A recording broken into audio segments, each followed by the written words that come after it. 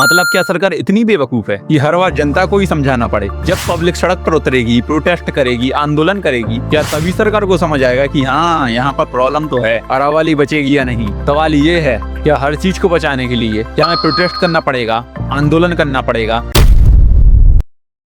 आजकल social media पर ये ज्यादा सुनाई दे रहा है, अरावली बचाओ, अरावली बचाओ। हाँ भाई साहब, बचाना चाहिए, विरोध नहीं कर रहा मैं। लेकिन यार सच बताऊं तो मैं इस टॉपिक पर वीडियो नहीं बनाना चाहता था, क्योंकि मुझसे भी कहीं ज्यादा ज्ञानवीर बड़े बड़े यूट्यूब एक्सपर्ट्स पहले ही सब क्लियर कर चुके हैं। लेकिन यार मेरे दिमाग में एक सवाल अटक रहा है, अगर अरावली को काटना इतना ही खतरनाक है और इससे दिल्ली एनसीआर रेगिस्तान बन सकता है और इससे हवा, पानी, मौसम सब बर्बाद हो सकता है, तो क्या ये बात सरकार को पहले से पता नहीं होती? क्या हर बार जब पब्लिक सड़क पर उतरेगी, प्रोटेस्ट करेगी, आंदोलन करेगी, क्या तभी सरकार को समझ आएगा कि हाँ यहाँ पर प्रॉब्लम तो है? मतलब क्या सरकार इतनी बेवकूफ है कि हर बार जनता को ही समझाना पड़े? तो फिर क्या, मैंने खोजबीन चालू कर दी और ये है आपके सामने वीडियो। देखो भाई साहब, मैं पहले ही बता दूं, मैं ना तो किसी नेता के फेवर में हूँ और ना ही किसी के अगेंस्ट। जो कुछ बताऊंगा फैक्ट्स के साथ बताऊंगा। अब पहले बात करते हैं कि सरकार को पता है या नहीं। सबसे पहले इसी मिथ को तोड़ देते हैं। तो भाई साहब हाँ, सरकार को सब पता होता है और ये मैं कोई गैस नहीं कर रहा, ये गवर्नमेंट रिपोर्ट्स, कोर्ट्स ऑर्डर और एनवायरमेंट मिनिस्ट्री के डॉक्यूमेंट में लिखा हुआ है। अरावली ग्राउंड वाटर रिचार्ज करती है, डिजर्ट को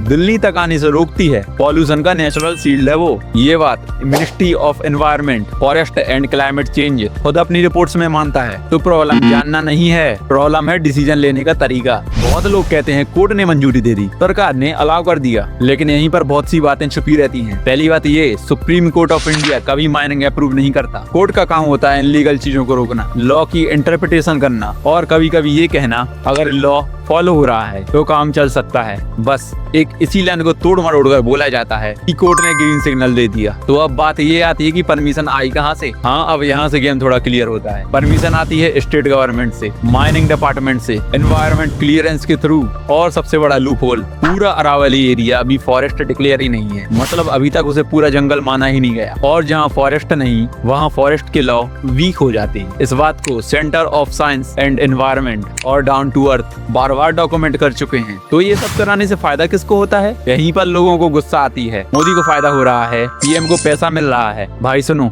किसी भी कोर्ट या इन्वेस्टिगेशन ने अभी तक ये प्रूव नहीं किया कि नरेंद्र मोदी को अरावली से डायरेक्ट पर्सनल फायदा हुआ हो। लेकिन हाँ, सिस्टम के अंदर कुछ लोगों को फायदा होता है, mining companies, real estate developers, local contractors और कुछ करप्ट ऑफिशियल्स। इस बात को सीएजी की रिपोर्ट में तक लिखा गया है कि रेवेन्यू तो आता है लेकिन एनवायरमेंट का नुकसान कैलकुलेट ही नहीं होता। तो प्रोटेस्ट करना जरूरी क्यों पड़ता है? क्योंकि जब तक मीडिया प्रेशर नहीं, पब्लिक आउटरीच नहीं, सड़क पर आवाज नहीं, तब तक फाइल स्लो चलती हैं। और जब प्रोटेस्ट होता है तब अचानक कमिटीज बनती हैं, कोर्ट को याद आता है, बहुत सी चीजों पर बैन लगना शुरू होते हैं। तो सवाल यही है, क्या सिस्टम तभी जागता है जब शोर होता है? सीधी और साफ बात ये है, सरकार को पता होता है कोर्ट अप्रूव नहीं करता, पीएम इंडिविजुअल परमिशन नहीं देता, लेकिन ये सिस्टम इतना कॉम्प्लेक्स है कि नुकसान चुपचाप होता रहता है। और जब पहाड़ कटने की बारी आ जाती है और बहुत से कट भी जाते हैं, तब हम कहते हैं अरावली बचाओ। देखो, सवाल ये नहीं कि अरावली बचेगी या नहीं, सवाल ये है क्या हर चीज को बचाने के लिए क्या हमें प्रोटेस्ट करना पड़ेगा,